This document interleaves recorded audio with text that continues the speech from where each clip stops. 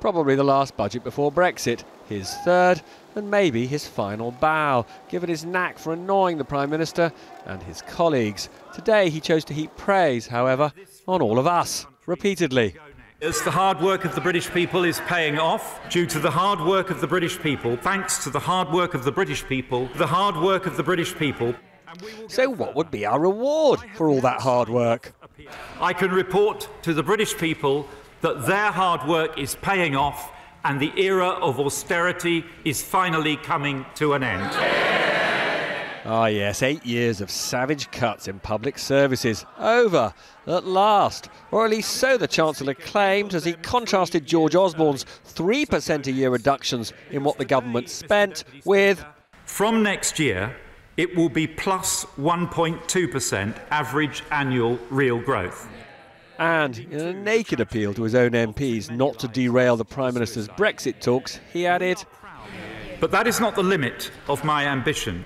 When our EU negotiations deliver a deal, as I'm confident they will, I expect that the deal dividend will allow us to provide further funding for the spending review. Most of the extra money comes from a new calculation of how much existing taxes will raise, and most of it will go to the health service. But there's a big welfare top-up for universal credit and one eye-catching new tax. And it is clearly not sustainable or fair that digital platform businesses can generate substantial value in the UK without paying tax here in respect of that business. He was referring to the likes of Google, Facebook and Amazon. And we will now introduce a UK digital services tax. It was a long budget speech and the jokes were, well, you judge. I'm pleased to announce a new mandatory business rates relief for public lavatories, so that local authorities can at last relieve themselves for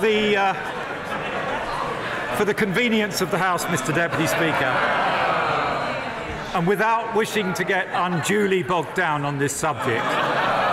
There was party politics as the Tory Chancellor finally responded to Labour's pledge that it would abolish the controversial and expensive use of private money to build schools, hospitals and other public projects. I can announce that the government will abolish the use of PFI and PF2 for future projects. And finally, a naked tax bribe. Reductions in tax allowances which might make you think there could be an election somewhat earlier than the scheduled date of 2022. A tax cut for 32 million people. £130 in the pocket of a typical basic rate taxpayer. Jeremy Corbyn. Thank you. But Labour was unimpressed.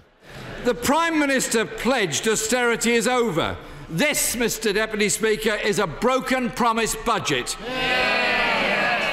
What we've heard today are half measures and quick fixes while austerity grinds on. And far from people's hard work and sacrifices having paid off, as the Chancellor claims, this government has frittered it away in ideological tax cuts to the richest in our society. And the Shadow Chancellor told me the Labour Party would therefore vote against the budget.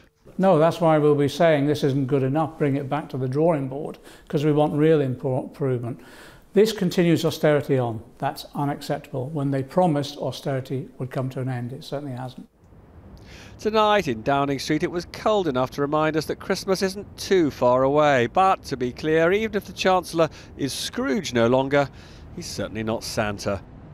Robert Peston, News at 10.